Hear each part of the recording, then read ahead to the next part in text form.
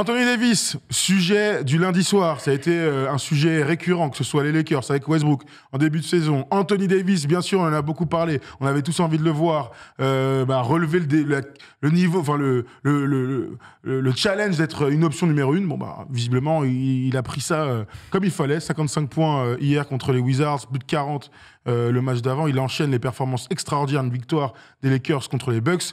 Oui, on reparle des Lakers, je le sais, mais c'est tout simplement parce que vous l'avez publicité sur Twitter, vous avez voté pour les Lakers. Donc, venez pas nous embêter dans le chat ou dans les commentaires YouTube. Vous avez choisi, donc battez-vous entre vous si vous voulez changer les sujets. Enfin, Anthony Davis, exceptionnel, il est exceptionnel depuis 10 matchs, tout simplement. Ça fait plaisir de pouvoir parler de ses performances sur le terrain et pas d'une nouvelle blessure ou du fait qu'il n'ait toujours pas pris le leadership de cette équipe des Lakers, parce qu'effectivement, là, il est totalement injouable. Finalement, il est un petit peu dans la lignée de ce qu'on a toujours imaginé qu'il pourrait être et qu'il devrait être, en tout cas si les Lakers voulaient faire quelque chose. Là, les performances sont juste folles, depuis 10 matchs. Voilà, c'est celle qu'on voit en ce moment, ça n'a pas de sens. Et derrière les Lakers qui gagnent, je crois qu'ils ont gagné 8 de leurs 10 derniers matchs, un truc comme ça. 8-2, ouais. Voilà, c'est ça. Donc ça va un petit peu mieux. Et c'est logique, en fait. Limite, depuis qu'il est arrivé aux Lakers, on s'est toujours dit, voilà, c'est quasiment le plan de pré-retraite de LeBron, quoi. Il faut qu'il puisse lui passer le bâton pour qu'il devienne la première option, le meilleur joueur des Lakers, et que LeBron puisse être plutôt faire ce qu'il y a autour et finir bien sa carrière. Mais c'est ce qui peinait à arriver. Donc moi je suis ravi de voir Anthony Davis à ce niveau-là parce qu'il a trop de talent pour pas être à ce niveau-là. La question que je me pose toujours, c'est combien de temps ça va durer, parce que l'histoire nous a appris que c'était pas le joueur le plus régulier justement dans la performance. En tout cas là il est exceptionnel, quoi, clairement. Ouais. Joueur de la semaine, vous l'avez vu bien sûr. Oui, évidemment. Récompense tout à fait méritée. Hein. Moi, je suis soulagé de le voir et sans vouloir qu'on se jeter des fleurs ici sur le plateau de First Team. Nous, ça fait longtemps quand même qu'on milite pour qu'il joue poste 5. Aujourd'hui, dans le basket moderne, quand on voit les postes 4, on a dans la conférence Ouest, dans la conférence Est, c'est Kevin Durant qui aujourd'hui est joueur de la semaine, qui joue quasiment poste 4 maintenant depuis ses années Warriors. LeBron James joue poste 4 depuis, il a joué meneur une saison, mais c'était un projet. Mais sinon, LeBron était un poste 4. Aujourd'hui, Anthony Davis, dans l'évolution du basket moderne, est plus proche d'un poste 5, plus qu'un poste 4. Il peut dépanner, tu peux jouer grand, on peut tenter des coups, mais je crois que sur des moments clés, et puis sur la majeure partie de son temps sur le terrain, il faut qu'il joue 5. Et en jouant 4, il s'était complètement perdu. On l'avait aussi laissé dans des caprices. Il n'était pas coaché. On le laissait un petit peu dribbler, aller n'importe où sur un terrain. On l'a vu de nos yeux à la Crypto Dacom Arena. On l'a vu complètement sur un terrain de se balader, de pas savoir où il allait, faire tout se compliquer la vie. Il était complètement perdu. Et là, il est revenu à la vie au basket. Et en ça, c'est archi intéressant pour lui déjà. Et moi, c'est ce que je disais aussi depuis le début, parce que c'est vrai qu'on parle beaucoup des Lakers cette année, mais en fait, moi, j'ai toujours cru que, certes, Westbrook, on a trouvé un rôle de 6e homme, et tant mieux pour lui, et ça va bien. Tant mieux pour l'équipe, surtout. Et tant mieux pour l'équipe, mais l'équipe, elle va surtout mieux depuis que ce mec-là, qui a fait un début de saison correct, mais... Au moins, il jouait les matchs, on va dire. Voilà. Comme on n'en entendait plus grand-chose, on s'est dit, début de saison correct, mais c'est lui, le véritable déclencheur. C'est lui, aujourd'hui, qui se dit, oh putain, les Lakers, si Anthony Davis, à ce niveau-là, il va pas rester à 40 points par match et 13 rebonds. Les 13 rebonds, il peut y rester. Mais s'il tourne à 28, 30 points par match, et que du coup, et que ça laisse de l'espace à LeBron, et que LeBron peut choisir un peu moins en ces moments pour influencer les matchs et finir les matchs peut-être avec un peu plus de jus qu'être cramé comme il pouvait le faire en début d'année où il faisait tout, ah ben là, on se pose la question. Jusqu'où ils peuvent aller, ces mecs-là? Ce qui est sûr, c'est que tu vois, on parle de LeBron qui doit être mis dans les meilleures dispositions pour arriver pas cramé dans les fins de match. Là, on n'en est pas là. Hein. Là, il y a une vraie première option à qui il donne la balle du début à la fin. Il y avait une défaite, je crois que c'était contre les Pacers, où il avait complètement oublié dans le dernier quart-temps, sur la fin du match, et il était monté au créneau. LeBron était fautif dans cette affaire-là. Ils en avaient discuté. Le match d'après, ils avaient rectifié complètement le tir. Et ça, c'est aussi une évolution de l'équipe, j'ai envie de vous dire. Oui, c'est vrai, il joue sur lui, mais il joue sur lui sur un aspect du jeu où on le voyait pas depuis qu'il est arrivé aux Lakers, c'est-à-dire des pick and roll, du rim run, des tirs près du cercle. On se souvient de quand il est arrivé, il joue beaucoup de 1 contre 1, d'ailleurs pendant 1 an et demi, beaucoup de 1 contre 1, beaucoup de tirs extérieurs. Là, il joue poste 5, mais il joue aussi comme un poste 5. C'est-à-dire qu'il a du talent, mais comme un poste 5. Le nombre de dunks qu'il a mis contre les Wizards, il met, on rappelle, 22 tirs, 22 sur 30, 22 tirs, et énormément dans la raquette. Et là aussi, l'évolution d'Anthony Davis. Non, mais complètement. Sa sélection de tirs est bien meilleure. Il y a le fait que, de toute façon, on le savait depuis le départ. chaque fois que les Lakers jouent avec Anthony Davis en 5, s'ils ont de la défense et du tir à côté de LeBron et Eddie, tu mets une équipe qui est compétitive systématiquement. Et effectivement, c'est lui, manifestement, qui voulait pas jouer poste 5, qui voulait absolument s'accrocher au fait de vouloir jouer 4, jouer au large, etc. Là, sa sélection de tir est bien meilleure. Ce qui est marquant aussi sur ces 10 derniers matchs, c'est que son adresse dans le mid-range est revenue à 50%, alors que depuis 1 an et demi, son adresse était catastrophique, même sur le premier mois et demi de la compétition. C'est le pire joueur sur le jumper, incroyable. Exactement, son jumper était catastrophique et pourtant il continue à l'utiliser. Là, c'est un petit peu la meilleure solution, parce que sa sélection de tir est meilleure. Comme tu disais, dans la raquette, il est inarrêtable, il est presque à 70% de réussite à moins de 3 mètres du cercle. Et derrière, il se sert du mid-range avec plus de parcimonie, et comme par hasard, il y a plus d'adresse, parce qu'au bout d'un moment, si il te pilonne à l'intérieur, il y a un moment, tu dis, tu peux pas défendre partout non plus. Donc je pense que ses tirs en mid-range sont un petit peu plus ouverts. Lui, il est un petit peu plus en rythme et en confiance. Et tu le sens d'ailleurs dans sa mécanique, je sais pas si tu as la même impression.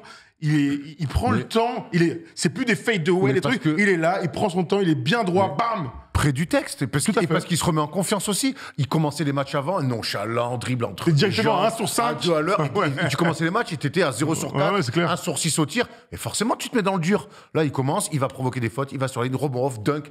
Et après, hier, contre les Wizards, il y a un moment où il a un layup, il le rate. Il prend la balle énorme, rage de vaincre. Oh, j'avais oublié. Et on a tout joué au basket. Et la règle, c'est que quand tu mets un panier proche du cercle, ça te met dans ton match, ça te galvanise. Et ensuite, derrière, évidemment, quand un mec comme ça retrouve de la confiance et que son corps le suit, évidemment, le talent, il peut mettre des filoches à 3 points en transition quand les mecs montent pas. Évidemment qu'après 1 ou 2 dribbles, il peut se stopper, tirer à mi-distance. Mais il a toujours eu ça en magasin. Mais par contre, sur des choses maîtrisées, avance. Il a besoin de retrouver de la confiance, il a besoin d'être proche du texte. T'as beau être le meilleur joueur du monde, hein. T'as beau être le meilleur joueur du monde. Quand tu prends des tirs casse-croûte dès les débuts du match, sans rythme, sans respecter le cours du jeu, évidemment, tu te mets dans le dur. Et Anthony Davis, là, certes, il vit à travers son talent, mais il vit surtout, il met du bois, il est dans la dureté. Et ça, c'est un aspect qu'on n'avait plus vu depuis quasiment On lui reprochait d'être soft, depuis la bulle. Ouais, mais même à la bulle. Non. À un moment donné, non, mais on lui reprochait d'être soft. Alors, c'était soft parce qu'il se blessait, il était tout le temps par terre, il avait mal, et puis il s'écartait. Là, il est redevenu pivot dominant. Et moi, honnêtement, je l'ai pas vu être aussi pivot dominant, je vais pas dire depuis Kentucky parce que ce serait un peu abusé, mais depuis très très longtemps, époque Pelicans. J'ai jamais vu cet Anthony Davis du côté des Lakers. Ça, sans aucun doute. Mais carrément, et c'est même le match contre les Wizards, là, il est tout de suite déterminé dès le début du match, en fait. Et ça, c'est vrai que c'est ce qui manquait. Enfin, on se disait, on n'arrêtait pas de dire, de toute façon, le meilleur joueur, là, LeBron, il est quand même en train de décliner. Alors, son niveau est incroyable, à sa manière, voilà. Donc c'est du jamais vu, on est d'accord. Mais si à l'âge qu'a LeBron, si les Lakers veulent aller loin ou être compétitifs, il faut que Eddie devienne la première option et devienne le joueur majeur de cette équipe, en fait. Et on avait quand même l'impression que c'était un statut qu'il n'était pas prêt à accepter, qu'il n'avait pas envie d'accepter, quoi. Et ça, tu as tout à fait raison. Et je crois que quelque part, je ne sais pas les discussions qu'il y a eu, mais c'est vrai que quelque part, on a l'impression que lui, il ne voulait pas forcer le destin aussi. On sait que LeBron, tant que lui peut rester option numéro 1, il a quand même cet ego normal d'un joueur extraordinaire, légendaire. Donc lui, il ne va pas te dire, prends ma place. Et c'était un peu Eddie à le faire. Et j'ai l'impression qu'avec la blessure de LeBron, ça a amené un petit peu ça et que finalement, lui aussi, ça va mieux dans son basket, mais dans sa tête, il s'est dit, c'est à moi de le faire. Et je crois sincèrement que ces Lakers-là, s'ils veulent espérer quelque chose, il y a encore après le marché des trades qui peut être ouvert où tu peux peut-être bouger des pions. Mais en tout cas, maintenant, quand on se dit, peut-être, on verra Westbrook, qui est 6e homme, ça marche pas trop mal. Il y a peut-être pas de Beverley qui peut amener, il y a peut-être des mecs. Là, en tout cas, tu peux te dire, OK, on a ce mec-là qui est une valeur sûre, qui détruit la ligue sur ce poste-là. On sait que c'est un top joueur, un niveau MVP. On a LeBron à côté qui reste LeBron. Voilà, on va peut-être pouvoir commencer à aller chercher des joueurs précis pour rendre cette équipe encore plus équilibrée, plutôt que dire, là, on tente le tout pour le tout, de toute façon, on n'a plus rien à perdre. C'est quand même, en 3 semaines, il a quand même inversé complètement la tendance à lui tout seul. Quelques commentaires intéressants avant d'accueillir notre premier auditeur de la soirée. Erco4 nous dit, un des points importants qui en dit long sur le jeu de Davis, c'est le nombre de end-one qu'il va chercher sur les derniers matchs, tellement il est agressif. Très révélateur. Absolument, révélateur, c'est ça. Rio nous dit, hier, je l'ai trouvé hyper en jambes, je l'ai vu même faire des pressings derrière un panier marqué. C'est vrai, tout à fait, on rappelle qu'il a marqué 55 points.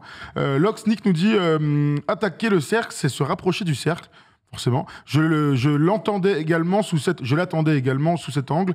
Lui, comme pas mal d'autres big men, aime rester au large. C'est plus safe en termes de blessures et les gros contrats sont quasi assurés à partir du moment où il n'est pas blessé. J'espère honnêtement que, peut-être inconsciemment, mais consciemment, il s'écarte pas pour éviter les blessures. pour jouer au basket, c'est quand même compliqué de rentrer sur un terrain professionnel et d'avoir cet Après, il y a un truc, quand on regardait le match face aux Bucks, tous les deux, enfin, chacun chez soi, mais je t'écrivais à ce moment-là et tu me dis, mec, je me suis jamais autant éclaté depuis les Lakers, depuis... 2 ans. C'est le meilleur match des Lakers que j'ai vu depuis 2 ans. Non, mais ils en déconnaient, hein. C'est le meilleur match que j'ai vu en termes de rythme, en termes d'adresse, en termes de cohésion d'équipe, en termes de hiérarchie. Voilà, on sait à qui donner la balle, on sait qui apporte quoi en sortie de banc. Westbrook est comme de par hasard remis d'aplomb, on l'a beaucoup dit ensemble. Il y a une vraie relation Westbrook et Anthony Davis. Il y a une vraie relation LeBron et Anthony Davis, surtout sur un aspect qu'on ne voit plus du tout sur le basket en 2022. C'est un pick and roll, les gars, serré sous les à la 3 raquette. points. Alors, sous les 3 points, c'est pas genre je mords les 3 points, c'est je suis 1 mètre dans la raquette. Et en fait, normalement, on dit c'est trop petit, ce qui est tout à fait normal. Tu es coach de basket, c'est pas ce que tu préconises. Absolument. C'est ce que je dis à longueur de temps. Prenez de l'espace, prenez du rythme. Bon, après, les mecs sont tellement forts et c'est vrai qu'ils sont tellement efficaces sur les petits jumpers là, à 3-4 mètres, que ce soit LeBron ou AD, ou ensuite pour agresser. Parce que j'avais ça marche mieux. mieux. Lâcher la balle en l'air pour aller la chercher en haut de la planche, c'est plus facile. T'as pas Anthony Davis dans ton équipe? Non, pas encore. Gros crédit à Darvin Ham quand même, parce que... Attends, avant d'aller Darwin Ham, non, tu vois, prends le temps, Erwan. Calme-toi. Accueillons notre premier auditeur qui a envie de... Pardon? J'avais oublié, excuse-moi. Bah ouais, PJ, c'est Pierre-Jean ou c'est PJ Tucker qui est avec nous, qu'on va accueillir ce soir. Est-ce que tu m'entends? Yes, je vous entends, ça va les gars? Salut, tu vas bien? Alors c'est PJ ou c'est PJ? PJ, whatever, man. On va faire tu connais, libre antenne NBA, PJ du coup. PJ, tu nous avais appelé en début de saison et t'étais pas content. Est-ce que les choses ont changé? Ah, clairement. D'ailleurs, là, c'est aussi pour ça que je me suis dit que c'était un bon moment pour moi de passer parce que enfin, ils sont vraiment réveillés du début de saison. J'étais passé au tout début de saison avec vous sur la libre antenne pour démonter les Lakers. Et j'avais aussi dit des choses sur AD comme quoi il n'avait pas l'épaule, il n'avait pas les épaules, il était fragile, on va dire. Il avait peur de se reblesser. Et là, il n'a pas d'autre mot à dire. Il fait vraiment fermer ma bouche pour être plus ou moins poli. Et... c'est ça, quoi. C'est ce qu'on demande de lui depuis qu'il est arrivé, depuis son année 2020 où ils ont gagné le titre. C'est voilà, le mec, il arrive en mode c'est bon, LeBron, t'es sur la fin, file-moi le lambeau, tu vas voir, je vais carry les Lakers, c'est moi qui vais être le meneur d'hommes. Et ça se voit dans ses dernières prestations. Hein. Beau mea culpa de PJ. C'est bien en quelques semaines de rappeler pour dire peut-être que je me suis trompé. En même temps. Franchement, on va être honnête. Non, mais c'est surtout lui qui s'est réveillé. Exactement. Moi, je crois pas qu'on s'est trompé. Ouais, tu me donnes ton avis. Moi, je pense pas qu'on s'est trompé. On a vu les matchs. Et on a vu qu'au bout d'un moment, l'attitude, ils y étaient pas. C'était n'importe quoi. Moi, aujourd'hui, je vois des choses qui ont été mises en place. Je vois Eddie, certes, qui a été remis au centre des choses, qui a été, il est depuis le début de l'année, mais qui est clairement poste 5. Il y a eu aussi un déclic psychologique, et ça, il y a toujours crédit au coach. Je vois aussi que défensivement, il se passe des choses parce que leur petit coup de zone avec, comme par hasard, AD au milieu, là, cette zone-là, elle marche pas trop mal. À Milwaukee, ils gagnent grâce à leur petit passage sur zone, qui leur permet à un moment donné, quand ils souffrent un peu, de faire le dos rond et de s'emmener sur un money time, qui vont pour le coup parfaitement gérer. Lonnie Walker, qui est enfin dans un rôle, on parle de cercle à cercle pour Anthony Davis, mais ce que fait Lonnie Walker, il défend correctement, il court comme un fou, il est ultra agressif, et t'as beau, alors Lonnie Walker, c'est pas un All-Star, mais à un moment donné, quand il est lancé plein badin sur de la contre-attaque, ils se mettent à courir comme ça, ils provoquent des fautes, ils ont des lay-ups, et c'est un jeu où Westbrook se retrouve aussi. Ils vont sur des choses simples, mais maîtrisées. Et donc, au basket, quand c'est bien pensé comme ça, et quand t'as quand même 2 stars que sont LeBron, AD, et tu rajoutes même un MVP comme Westbrook, et que les mecs autour ont enfin compris leur rôle, ça marche. Donc, en fait, il n'y a pas de mea culpa à avoir. Il y a juste, à un moment donné, des mecs qui se sont dit, on est ridicule, faut qu'on arrête, quoi. Ils l'ont été toute la saison dernière. Hein. Ouais, non, mais en fait, je suis totalement d'accord avec toi. C'est que maintenant, tu sens que les mecs ont des rôles précis en tête et que, en fait, tout leur jeu est bien plus structuré qu'en début de saison où c'était quand même le bordel complet. Là, c'est quand même. Faut reconnaître que Westbrook a fait un gros effort. Là, il a adhéré visiblement au projet. Il a accepté de sortir du banc, ce qui était de toute façon la meilleure solution pour les Lakers depuis le départ, quasiment, quoi. Et donc, tout de suite, ça commence à mieux fonctionner. Ce que tu dis sur Lonnie Walker, c'est marrant parce que j'allais le mentionner aussi. C'est vrai que quand tu as un mec dans la raquette qui pilonne comme ça, bah, tout à coup, les shooters retrouvent de l'adresse. Je veux dire, Shaquille O'Neal s'amusait à raconter qu'il avait fait gagner des millions de dollars à tous les role-players qui étaient avec lui parce que de toute façon, il a tiré prise à 2, prise à 3. Donc les mecs étaient comme dans un fauteuil. Là, c'est un petit peu ce qui est en train de se passer aux Lakers en ce moment, quoi. Russell Westbrook, il y a cette stat que j'ai vue dans le chat qui était très bien. Il a enchaîné 2 matchs sans aucune perte de balle. Contre Portland, victoire plus 19. À Milwaukee, on l'a tous vu, où il est à 15 points, 11 passes décisives pour 0 perte de balle. Ça, c'est des super stats. Bon, et puis là, je ne parle pas de Washington, il en a perdu 6. Mais il a lâché 15 passes décisives. Absolument, mais donc c'est rentable quand Westbrook sort du banc comme ça. Du coup, Erwan, crédit au coach. Crédit au coach aussi d'avoir intégré Dennis Schroeder dans le 5. C'est un changement sur les derniers matchs. C'est un changement sur les derniers matchs, mais j'aime ce que fait Darvin Ham. J'ai eu peur, vraiment, sur ce début de saison, que ça soit le coach un peu poteau, jeune, et qui soit là en mode je suis content d'être là, de toute façon LeBron il est incoachable. En fait non, je trouve qu'il y a une alors ça a mis un peu de temps à se dessiner, c'est aussi son premier job de head coach, donc c'est compliqué peut-être de mettre des choses en place dans une équipe qui était mal construite, ne l'oublions pas. Et finalement je trouve qu'on commence à avoir une patte Darvin Ham avec des choix. Moi, je te dis, l'histoire de la zone, j'aime beaucoup le rôle qu'il donne à Lonnie Walker, filer les clés un petit peu à Dennis Schroeder en début de match, foutre Westbrook sur un 6e homme. Tout ça, au bout d'un moment, c'est pas tombé du ciel. Il a fait des choix. Et en ça, je trouve bravo Darvin Ham. J'allais dire que, en fait, moi je trouvais que c'était un super choix Darvin Ham parce que manifestement c'est un assistant qui est hyper respecté par tous les clubs dans lesquels il est passé, et il a se passé d'anciens joueurs qu'il fallait pas trop aller embêter. Donc moi je me suis dit voilà un mec au moins qui va arriver, qui va pas avoir des étoiles plein les yeux à l'idée de coacher LeBron, et qui va arriver et qui va savoir défendre son point de vue. La crainte que j'avais moi, c'était que le staff et que le staff des Lakers l'épaule pas dans ce rôle-là, en fait. Comme depuis quand même 2-3 ans, le gros problème, il est surtout en coulisses. Et j'avais peur que vite, on lui coupe un peu l'herbe sous le pied, qu'on ne le laisse pas faire les rotations comme il voulait. Et là, je suis d'accord avec toi. Il faut rendre hommage au travail qu'il est en train de faire. Et ce que je trouve cool, c'est qu'on sent que finalement, on laisse faire le boulot qu'il a envie de faire, quoi. Et qu'est-ce que t'en penses, toi, PJ, de Darvin Ham, de son coaching, de ses choix, surtout? Alors, moi, je pense que c'est vraiment genre, le coach, il a compris c'est quoi le fait d'être coach, et surtout un coach des Lakers. Mais après aussi, un point je pense, qui est important à souligner, c'est qu'il n'a pas eu à avoir coaché aussi LeBron James pendant qu'il était blessé. Et ça, je pense, ça a dû vraiment ouvrir son catalogue, et il s'est dit, j'ai pas LeBron, il y a AD, voilà ce que je vais faire avec lui, je vais le foutre en bas poste, et tu vas faire ton taf, tu vas faire des dégâts, tu vas faire des points, tu vas faire tes stats, etc. Westbrook, 6e homme, il met à la place Schroeder. Pareil, tu n'as pas LeBron, tu peux vraiment te débrouiller sans avoir cette épée Damoclès au-dessus de la tête à te dire il faut vraiment que je fasse bien au niveau de LeBron, sinon je me fais jacter. Donc je pense que ça, c'est l'une des premières choses qui l'a permis à se montrer un peu plus, à montrer son caractère de coach et à vraiment implémenter sa philosophie de jeu. Et puis, ça se voit sur les 10 derniers matchs. Ils en ont gagné 8, ils en ont perdu 2. Et ils sont tranquillement en train de remonter petit à petit dans la conférence Ouest. Un truc intéressant que j'aime bien aussi avec ces Lakers, c'est ça pour le coup, en début de saison, c'était pas leur faute, c'est que je trouve qu'ils ont une profondeur de banc. Le retour de Thomas Bryant, le fait d'avoir décalé du coup Westbrook, t'as un second Austin Reeves soit bon. Austin Reeves soit bon. Du coup, t'as un second unit qui tient vraiment la marée. Même Gabriel fait des bonnes minutes. Donc t'as raison. Donc ça aussi, c'est un énorme changement, c'est-à-dire que d'avoir une profondeur comme ça. Et je reste persuadé. Bon, pour moi hier à Washington, ils sont plus forts, ils sont dans un match d'attaque. Les Wizards qui font plutôt une saison intéressante, pour en parler un jour. Mais ils sont allés dans un match, les Wizards, qui n'auraient pas pu gagner face à cette équipe-là. Mais face à Milwaukee, c'est vraiment là, pour moi, où on peut en ressortir des choses intéressantes. La profondeur. À un moment donné, quand c'est dur, il y a le petit coup de coaching avec les petites zones qu'on fait avec AD qui sont un peu chiantes à attaquer. Et puis, tu as aussi la profondeur. On laisse LeBron un peu souffler, on le fout sur la fin du match. Il va faire les choix justes. Et ça, c'est intéressant. Ça, c'est intéressant de ne pas filer 44 minutes à LeBron sur un match à Milwaukee. Non, donc, clair. La profondeur... Vrai aspect positif aussi. Un petit atout, absolument. On rappelle qu'ils sont en road trip et qu'ils sont plus très loin d'être à l'équilibre. Vous vous souvenez que j'espérais qu'ils le soient à Noël. Ils sont en train d'y retourner, soit à 2 victoires d'être à un bilan positif. Je dis pas de bêtises.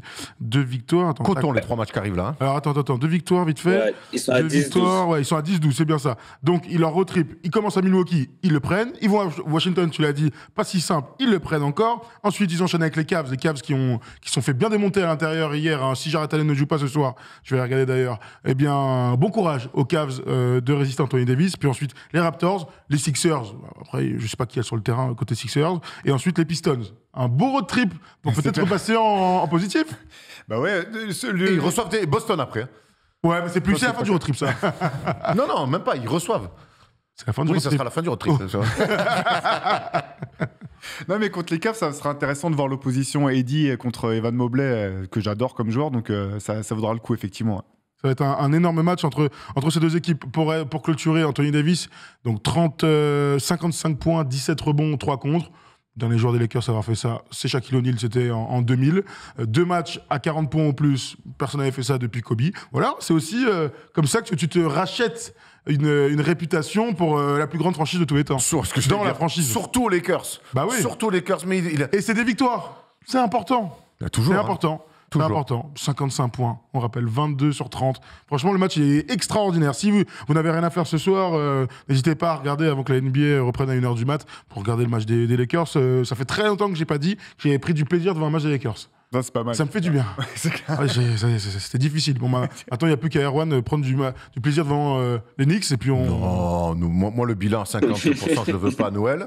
Moi, je veux un bilan à 30% en mars. On fait. Toi, tu veux les sols, toi. Merci les gars. Erwan à retraite, viens finir la saison, histoire qu'on parte tranquille. Et derrière, and New York Knicks select Victor Wembanyama. Voilà. Là, si Victor il finit au Knicks, je peux te garantir que l'année prochaine, je ne suis plus à Levallois. Voilà. Tu es où alors? Je suis à New York, Manhattan. Tu prends un appart à New York. Bon, attends, maintenant, avec mon produit des matchs, je peux te dire qu'avec le blé qu'on va se faire, je vais aller vivre à Manhattan et vous serez tous les deux. N'hésitez surtout pas à aller regarder sur solog.com pour regarder le prix des appartements de Manhattan pour savoir qu'Erwan vivra peut-être dans le New Jersey finalement. Bon, écoute, Mais ce sera pas loin, un petit coup de métro, tac, moi disant je regarde. J'irai chez mon pote Eric, avocat, Bah oui, pour la famille. 0 € et au moins je ferai En plus, la route. maintenant il a de la place. En plus, il a de la place, Bichette. On a embrassé Eric s'il en regarde. La famille. Elle est pas belle, Eric. celle-là. Non, elle est pas belle du tout. Elle est pas belle du tout. Réfléchissez à 2 fois avant de vous marier. Voilà, ce qu'on peut dire. On pense à toi, Eric. Ah ouais. Elle te méritait pas. Oh, mais je la trouve très sympa. Oh là là là là.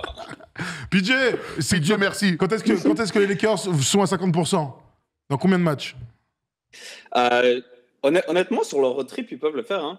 Parce que Philly, ils ont, dépendamment si MD et Harden jouent, vraiment, ils ont vraiment la chance d'être à 50-50. Hein. Genre d'être, je veux dire, égalitaire sur leur record, j'ai envie de dire, hein, je pense. Genre, ils ont les armes, si ça reste, on va dire, stable au niveau en haut, qui est Eddie garde sa forme et tout, que tout le monde a la tête claire et tout, ils ont de la chance. Et puis même après, genre là, j'ai leur schedule devant qui commence vraiment à devenir de plus en plus facile. Ils peuvent remonter top 5 et tout, conférence ouest, si ça continue comme ça, qu'il n'y a pas de blessure, évidemment. Hein. Et après, peut-être il y a de bonnes choses qui arrivent pour la trade deadline, va savoir, mais bon, genre, ils ont leur chance. Très bien. Quand est-ce qu'ils sont à 50%, Théo, d'après toi? Difficile parce que j'étais enthousiaste sur les performances d'Anthony Davis, mais moi j'ai quand même beaucoup de doutes sur sa capacité à quand même à rester sur le terrain. Donc Alors quand est-ce qu'ils se mettent alors? là, je peux te dire plus facilement. non, je vais pas faire l'oiseau de mauvais augure, mais bon, voyons sur la durée. C'est 10 super matchs pour lui. Match, et voilà, on connaît. je pense que là déjà c'est tellement un soulagement. Bah, tu le sais mieux que moi hein, pour les fans des Lakers et pour le staff des Lakers. On n'y croyait plus. Hein. Voilà, exactement. Je me rappelle qu'il y a eu un moment donné où les gens se posaient la question, il y avait des rumeurs comme quoi il fallait trade Eddie ou LeBron ou les deux. Donc, non mais à un moment donné, il y a eu des rumeurs quoi. Comment le reprocher aux gens c'est clair. d'avoir posé la question? Parce qu'on voyait pas le bout du chemin. Alors on sait qu'il faut donner du temps des fois et que les saisons NBA sont très longues. Et que justement, il y a des gens qui sont là en place, des coachs pour trouver des solutions. Mais c'est vrai qu'aux Lakers, on avait l'impression que sous LeBron, c'était compliqué de changer les choses tactiquement, tant on pouvait rien mettre en place. Ben là, c'est la grande nouvelle aussi pour les Lakers et pour LeBron de se dire que on met des choses en place. C'est très intéressant. Maintenant, moi, pour répondre à ta question, allez, j'ai envie de leur dire d'accrocher un playoff direct. Voilà, peut-être. Non, attends, juste à 50%. Arrête de. Ne parle pas de playoff, Erwan. Là, on n'y est pas encore, on n'est même pas à Noël. Je te demande juste quand est-ce qu'ils sont à 50%. Pourquoi tu me parles de playoff? Les playoffs, attends. Cleveland. Théo, il a raison. Hein. Toi qui laisse-le enchaîner les matchs. Hein. Moi, je suis très positif pour Anthony Davis. Il Il dégage un truc, même physiquement, j'ai l'impression je le trouve plus gaillard, plus dur et le fait qu'il aille au Mastic, pour moi, c'est que aussi psychologiquement, il s'est passé quelque chose et on sait que les blessures, des fois, c'est aussi psychologique. Donc j'ai l'impression qu'il a, je croise les doigts, vaincu le signe indien. Et Alors, moi, quand 50%? Est-ce qu'à la fin du road trip, ils le sont? non, ils le seront mi-janvier 2023, voilà. Pour le Martin Ah ouais, Luther donc ils King. vont encore beaucoup perdre de matchs pendant un mois, là. Putain, Non, mais tu ok. fais un 2-1-2, tu vois, des trucs comme Ah ouais, ça, quoi. ok, moi, je suis un peu déçu. Moi, je pense qu'à la fin du road trip, ils le sont. Ça voudrait dire qu'ils feront 3-1 sur la fin du road trip. J'ai envie d'y croire. À voir s'il n'y a pas des gens mis au repos et tout. J'ai envie d'y croire. Allons-y, je donne mon cœur à cette équipe qui en avait grandement besoin. Et j'en avais aussi besoin. C'est pour ça que j'ai décidé d'être positif avec les Lakers. Après tout Tu dors mieux, c'est ça, avec ces maintenant quelques années. T'inquiète pas, Thomas. Toi, t'as le droit.